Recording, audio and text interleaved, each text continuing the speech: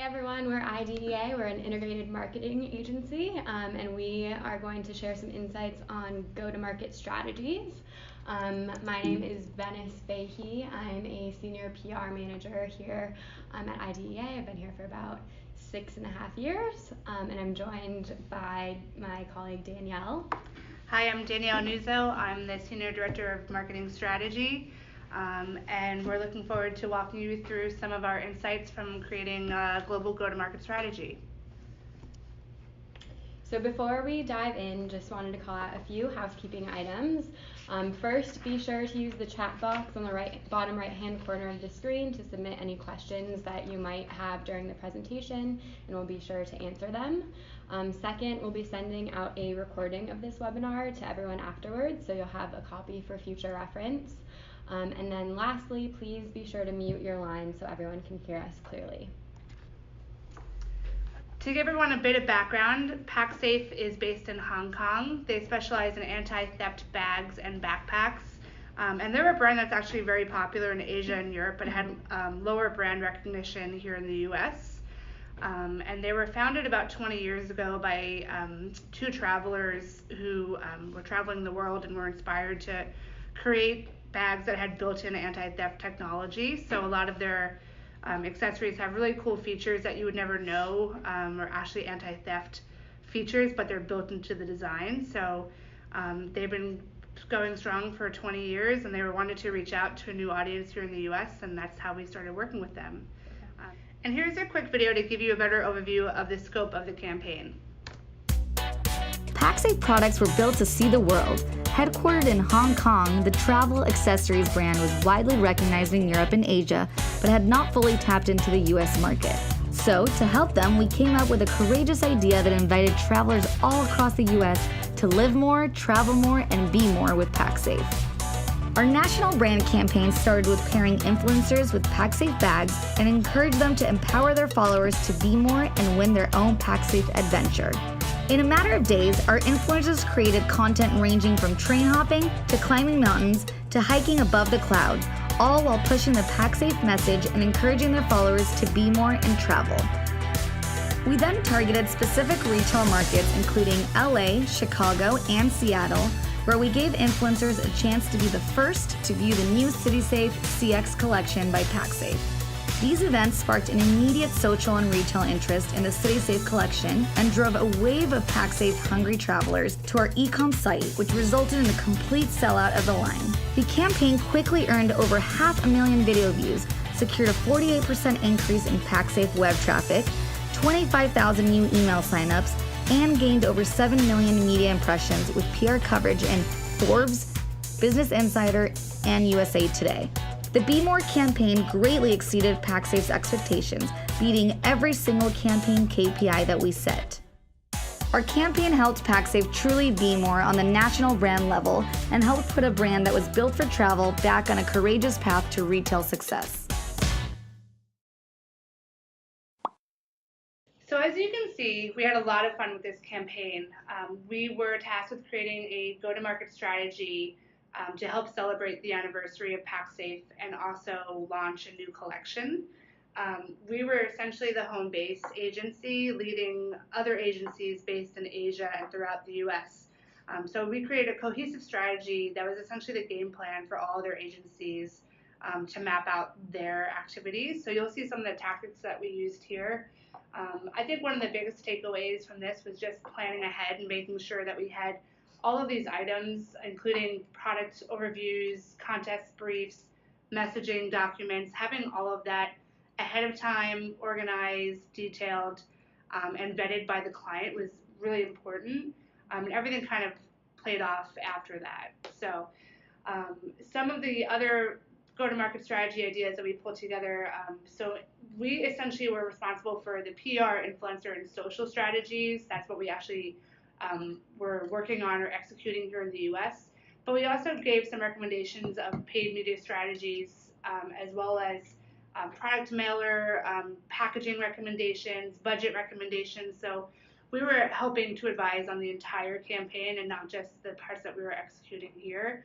So it was a really unique opportunity to work really closely with the brand and also provide some insight from what a U.S. market would appreciate versus what a market in Asia or across the globe would appreciate, since as you'll find out, there's a lot of differences between marketing here in the U.S. and in Asia. So we were essentially a really strategic partner for them to get insight on what would resonate here in the U.S.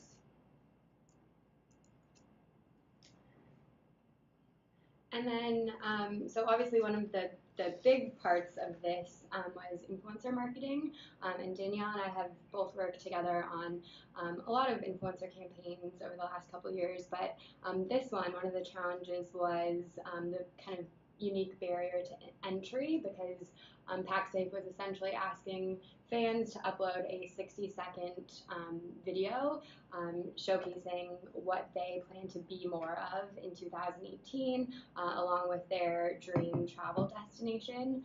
And then, of course, the winner would win that trip. So we felt that was definitely a challenge. You know, how can we really get people to enter? So we thought working with influencers across a variety of travel kind of verticals would be the best way to showcase that and really drive entries. So we typically like to work with a mix of macro and micro influencer partners that not only have, you know, large followings, but then also have really engaging audiences. And so this approach usually means that it's a mix of paid and non-paid partnerships. So you'll see here we have our three bigger paid influencer partners that, of course, have, you know, really large reach and followings. And they are the ones that helped us create those how-to videos, which you'll see here. And then in addition, we worked with 6 non-paid influencers within the travel and lifestyle industries, which you'll see in the next couple of slides, just some of the different content that they created for us. And we essentially just mailed them the product for the new collection, and then in turn they gave us some social shout outs about the product and how to enter the contest.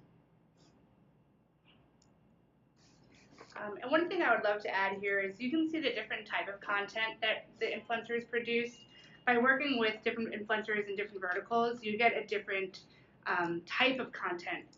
So the imagery that was produced really did vary across all the different influencers we worked with. So by working with influencers in different verticals, you can really diversify the assets that you're getting back in return.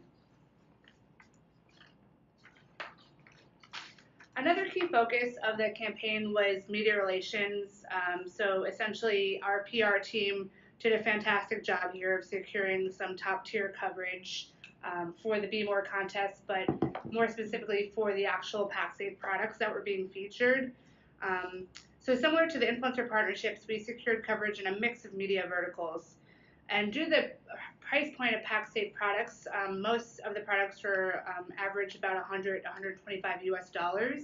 We like to target business lifestyle publications that have, you know, a general more well-traveled and a higher household income. So publications like Business Insider and Forbes were perfect targets for this contest. In addition to coverage for the contest, we also secured product reviews, which was really important in helping to spread the message about Pacsafe products here in the U.S. And we also started some long-lasting editorial relationships for the brand. So one thing to remember with PR and media relations is that, you know, the goal is to really create these longer-term friendships or partnerships with editors that you can go back to and continue the brand story with.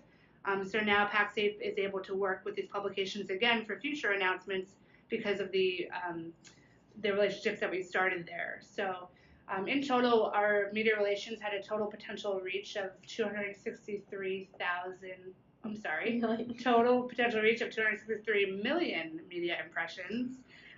So the client was ecstatic to see the coverage that we were able to secure. And then we'll just take you through a couple of the top line campaign results. So again, I think some of the most interesting, or the results that I'm actually the most excited about, were the fact that 90,000 people visited the contest landing page. So we had a dedicated page that we drove traffic to. That's really important for any campaign, is so you can track and measure the success, is having some sort of microsite or landing page that you can actually show conversions on. So 90,000 people visited that page, and of those who visited, 95% were new to the brand. So these are people who were never exposed to Pacsafe before this, and because of this contest, and due to our efforts, they were now familiar with Pacsafe. Another really great stat that I love to talk about is the fact that we secured 25,000 new email newsletter signups. Email marketing is such a valuable tool to have for brands, so I think the fact that we're able to add to their database for future marketing efforts is another stat that I'm really proud of. I don't know, Venice, if you have any. Yeah, you want to. I love that they had over 400 entries, because I think their goal was 50 in the beginning, and so that just kind of speaks to how well the contest did. It greatly exceeded even the client's expectations and goals. Yeah, and I think this also brings up a great point, is that when we're starting a campaign with a client and developing a strategy, one of the biggest components is developing those KPIs and those metrics that we report on later. So as Venice mentioned, the client had indicated they wanted 50 entries, and we were able to secure 400. So I think just having those static metrics, it really does help prove the ROI and success of a campaign. So a big portion of developing that strategy is actually developing the reporting metrics that we'll use later on.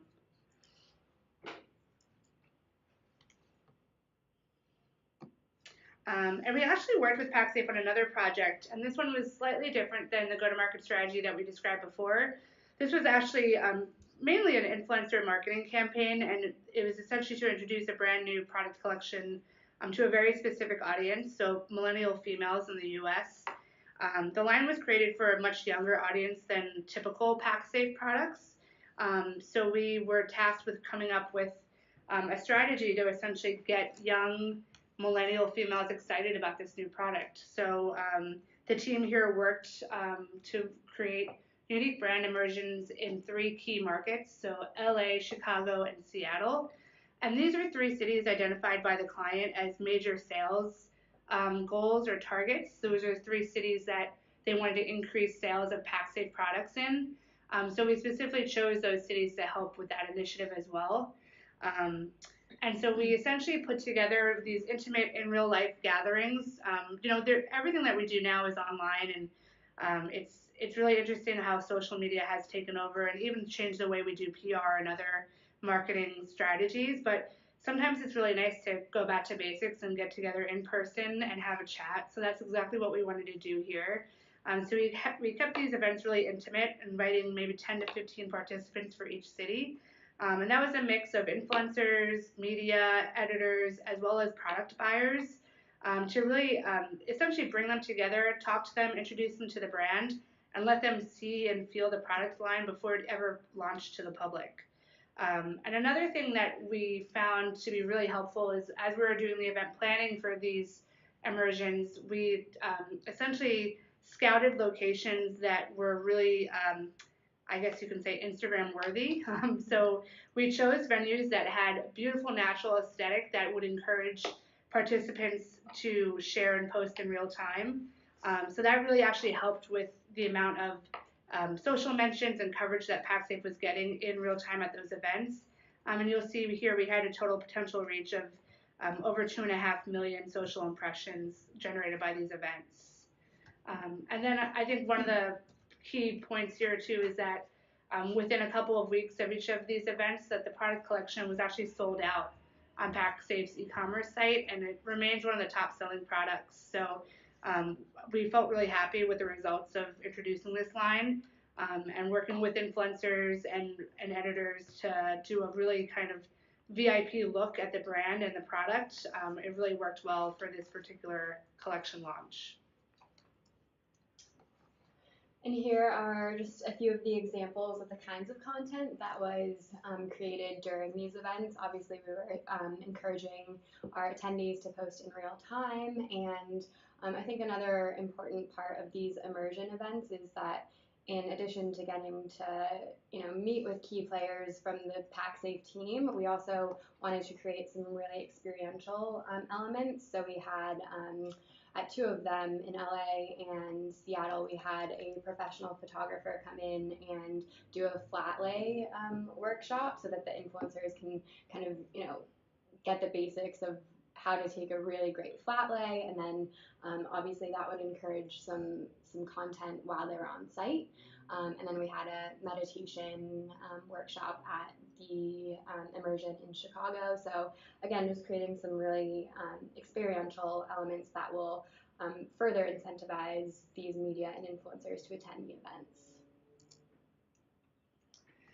And then just some key takeaways from working with a global brand like Pacsafe and creating a go-to-market strategy. I think sometimes we get really holed up in our little bubbles of where we live or where we work.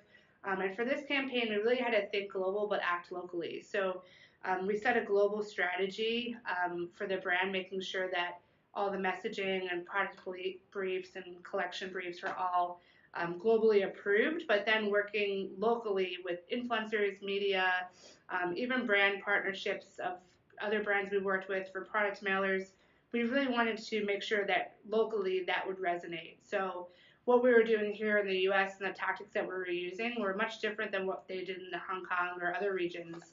But that was all part of the global strategy. So I think a big takeaway for us was, just making sure that to broaden our vision a bit, making sure that the brand on a global level, the brand messaging is uniform, but then using really local, hyper-localized executions, influencers, media, to bring that story to life in each region. And then let the influencers shine, but give them guidance. So what we mean by that is let them have creativity over their content. Obviously, they know what will perform best with their audiences, but kind of going back to the beginning with making sure that we're getting all the messaging briefs approved beforehand from the client and sharing those briefs with influencers to make sure that they're incorporating the biggest key messaging within their content. That's one of the biggest things that we want to have up front to kind of give them that creative